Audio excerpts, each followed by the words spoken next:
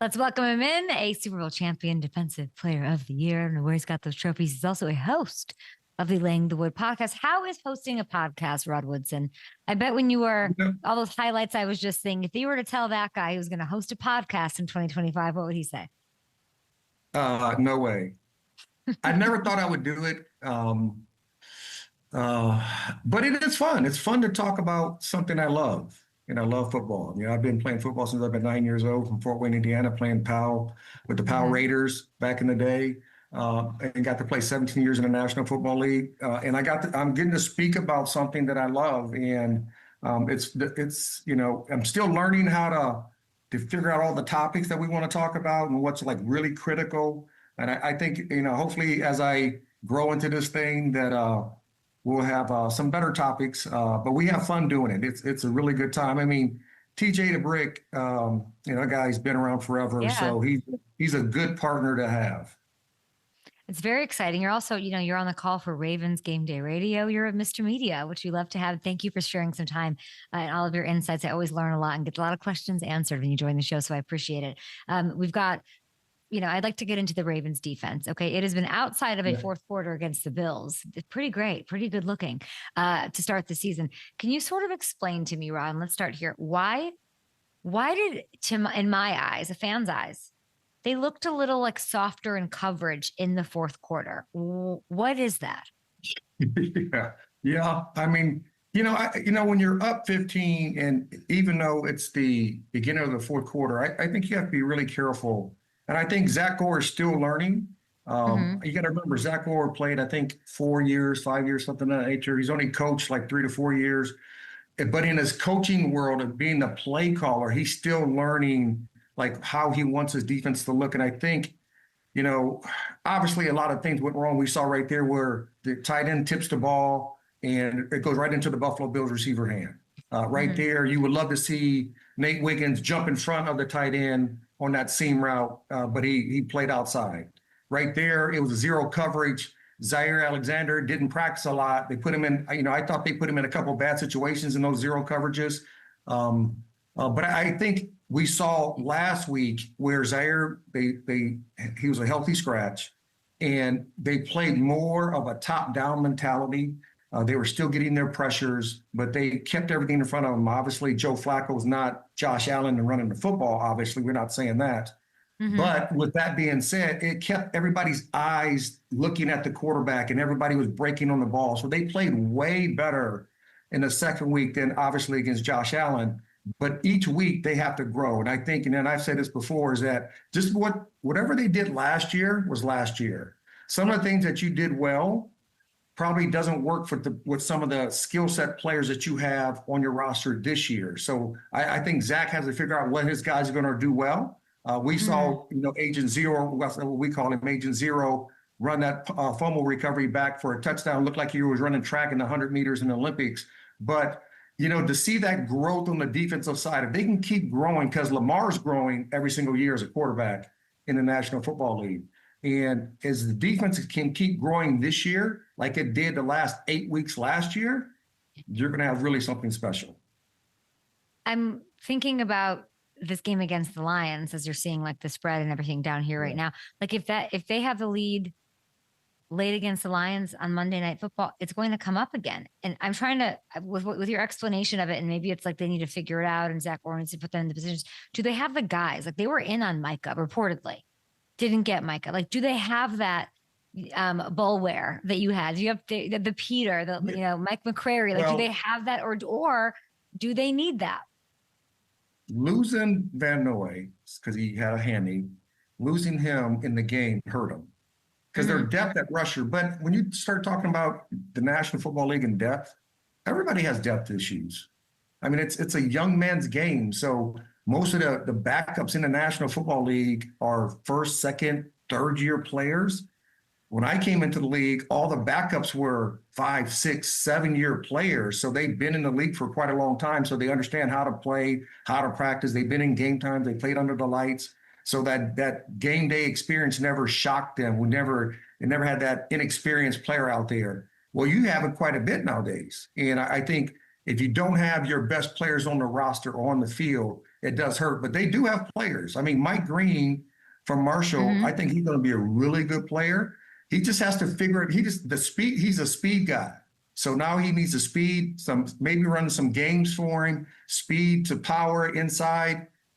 I think they're going to figure it out. I think the second game last week against Cleveland, I think Zach said, okay, the stuff that we did last year and it worked, maybe is not great for this defensive unit. And he changed the game plan up quite a bit. And they played really well with that. So I would think it's going to be that same thing with Jared Goff. You got to take away the running game because they got a two-headed monster with Gibbs and Montgomery. And you got to make Jared Goff a drop back passer. He can throw the football, but he is at his best when he is play action passing, when he is putting in the belly of the running back and he's pulling it out and he's looking up the field and he's running that double dig. I mean, that's when he is at his best. So if you can take that away from him and make him just drop back and throw the football, I think the advantage goes to the defense for the Ravens because they do have rushers and they can collapse it. They can collapse from inside out because Matabike is a beast from the inside. Are they better than they were last year defensively? They added these pieces. They drafted Starks. I think they're going to get there. So, I mean, Starks he's a rookie. All right. So you think about what a Darius Washington did last year. Darius Washington, when he got implemented into the system about week 9-ish, somewhere in that area, they really start to flourish, but he's been in the league for quite a while, right? So he's a veteran player who just went out there and made a lot of big plays for him. I mean, the play that he hit Russell Wilson going into the end zone and made him fumble when they played the Steelers was a huge turn of events for that season, especially at the end of the year for the Ravens. So I think Malachi is going to get to that point. Right now, he's just playing football, right? He's playing football. He's back there. He's exactly where he's supposed to be. But when he starts getting comfortable, you're going to start seeing him like he was in college. He's going to be all over the place. He's a great tackler. You go along with Kyle Hamilton, who I think might be the best tackling safety outside of Branch for Detroit in the National Football League. So they're going to figure it out. Fix your Steelers for me. Those were all softballs. Ravens figured out. You're seeing it's going to be Monday Night Football, all that. What's going on with the Steelers defense? That is a great question. The crazy thing Rob, if we put it into context here, 29th in scoring and total defense and scoring and total. All the talent in the world. Not just that, I think they, like the last 7 games or 8 games, they've given up like 27, 28 points a game.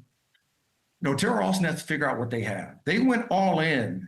You bring in big play Slay, you bring in Ramsey, you bring in those players, but how do they fit together? And I think, when you look at the rules and you've seen this, what we call, like you've seen a double tight formation and guys getting beat with deep cross, and we call them cross country routes. They have to make sure their rules on the back end helps the players who are in coverage. And obviously the pass rush helps the coverage and your coverage helps your pass rush. It goes hand in hand.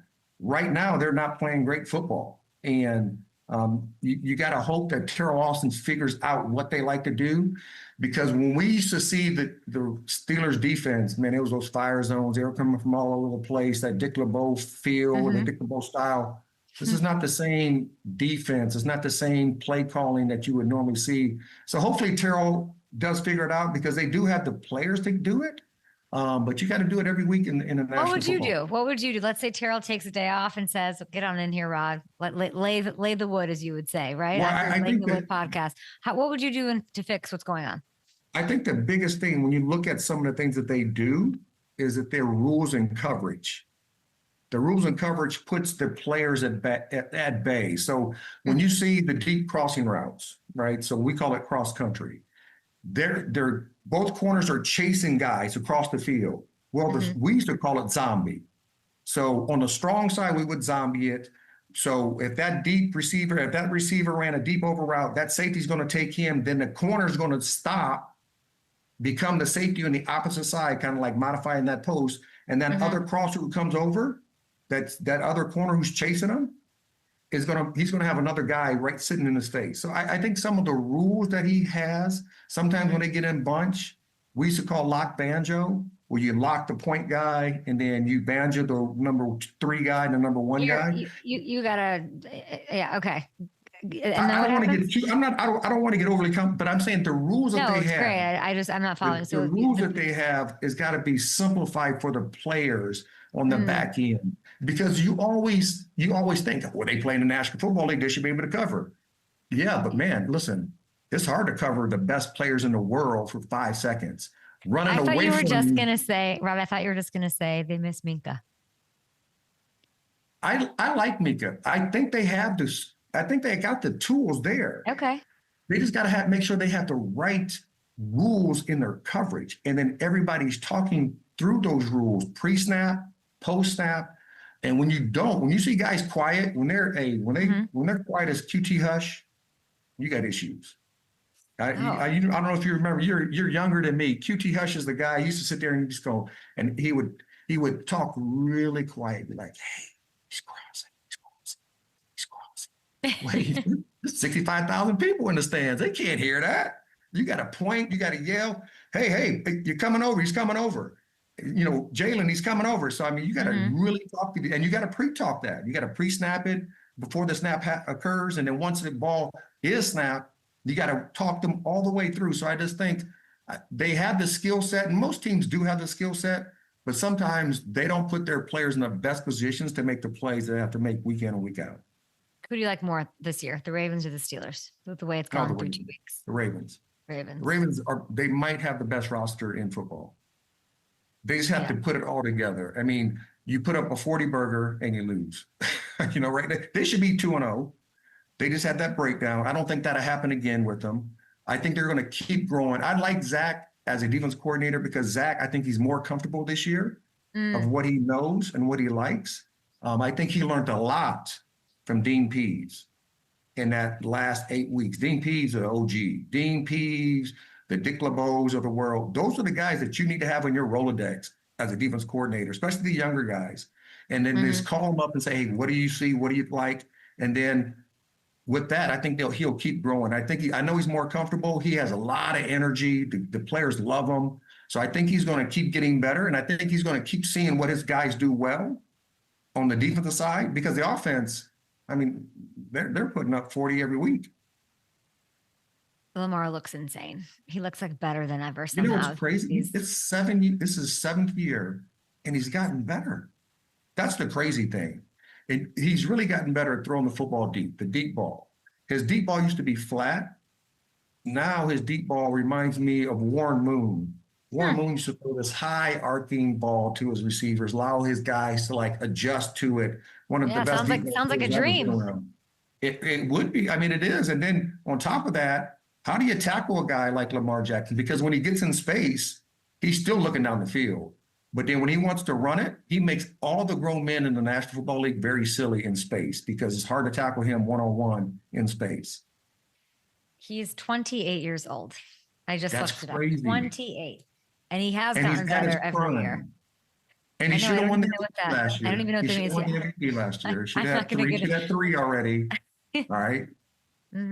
I also thought he should be the MVP, not to put it past Josh Allen, who obviously is crushing as well. It'll be very interesting to see, and they are the favorites, by the way, as they should be on FanDuel Sportsbook. They're the favorites to win the Super Bowl. These Ravens, and we'll see if they can get past the Lions after they are feeling a little more confident taking down the Bears in week 2.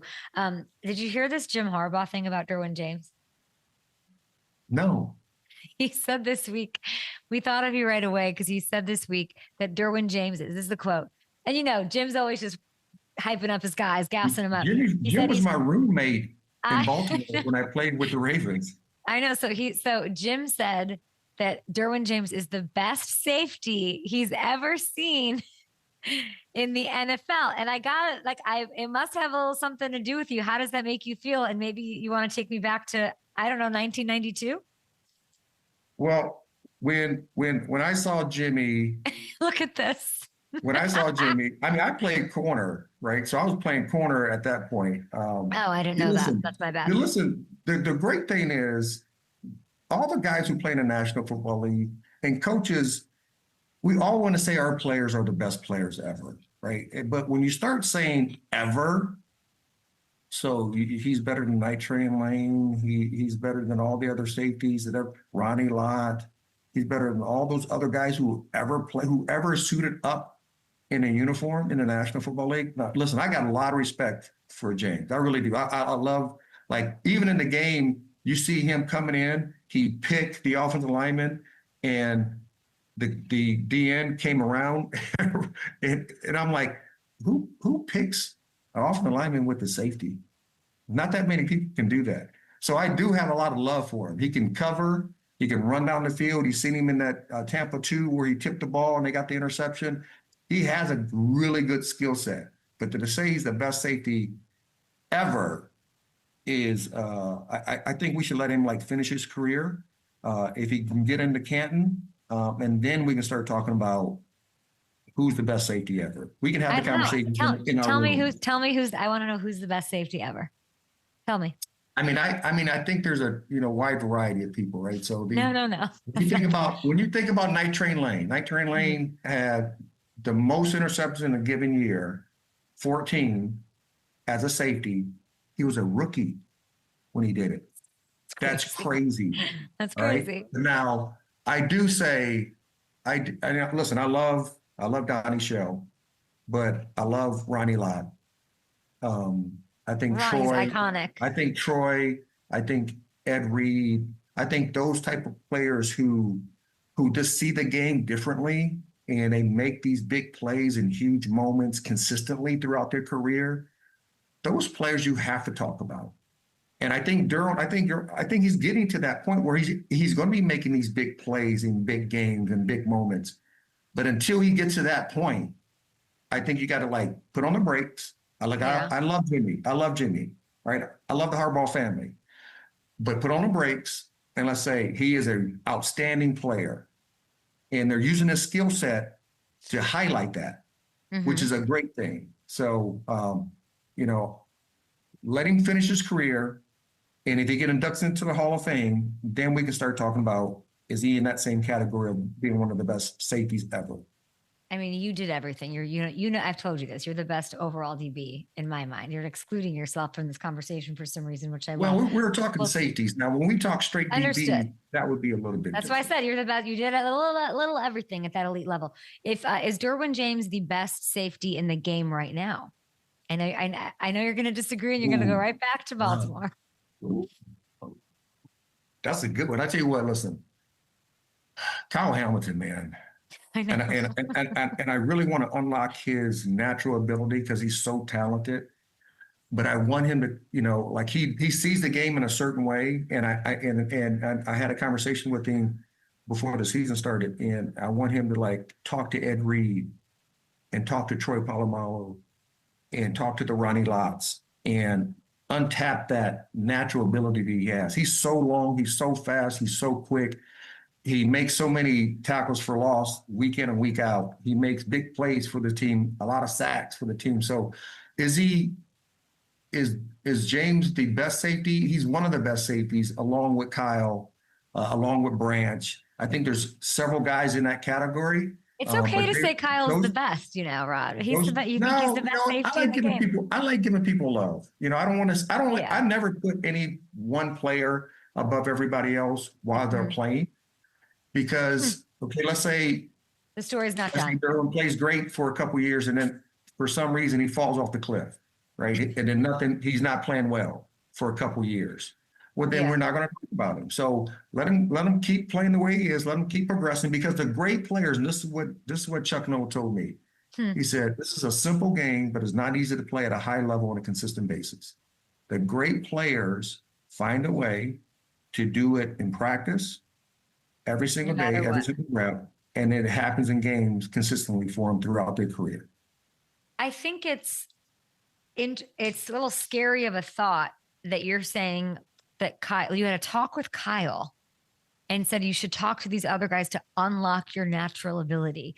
This was, I believe, an all-pro. Well, not to unlock it, but to help him see different ways to see the game. I got some information from Frank Minifield, from Hanford Dixon, Of right? course. From Albert Lewis, some different guys that I've talked to. And I said, oh, I kind of like what you're doing there. I kind of like what you're doing here. So as long as Kyle, like I talked to Kyle already, if he can talk to Ed, he can take a little something from Ed. If he can talk to Troy, he can take a little something from Troy. If he talks to Ronnie Lott, he takes a little something from Ronnie Lott, and he puts it all on his tool belt. That's when you become like, this dude is like legit. That's when you're defensive player of the year category. And I think he definitely has the skill set as long as he keeps growing and learning the game. And then at the end of the day, defensive players are great when there's no self-doubt. They put their foot in the ground and they go. And did he reach out to you? I've talked to Kyle. We had a conversation probably 4 weeks ago. We sat down and talked for about 45 minutes. I love that. And it's, he's really smart. And sometimes in football, you just got to go play. Like if you ever go to a Pop Warner game and they toss the ball to the right, like a toss sweep, okay. all 22 players are on the right side. They're all over there because the ball's there. And then as we get older, for some reason, we get into high school and coaches start coaching out your natural ability. I need you in the middle of the field. You're the defensive end. You can't wrap. You can't chase. You can't fold. Yeah. You stay there because that's your job. And what was told to me from a guy named Rod Russ said, because I was questioning him, like stuff that he was saying. And I'm like, man, how can I do all that stuff? And he's like, listen, always be polite and kind to your coaches. Always sit there and shake your head and go, yeah. Sure, yeah. In your mind, in the back of your head, say, man, F that. When I get on the field, I'm going to go play. If the ball goes over there and if the quarterback is looking that way and he never throws to this receiver over here, I'm going to jump that other receiver and I'm going to get me intercepted for a touchdown. And I think once you learn to have a filter in your head, as some of the great players do, and you just go out there and play, you hear your coaches, you respect your coaches, but you still stay in your head. Once I cross that white line, I'm not playing ball. If the quarterback tells me he's going to throw the ball over there, he's looking at that guy, staring him down, and he's patting the ball, I'm gone.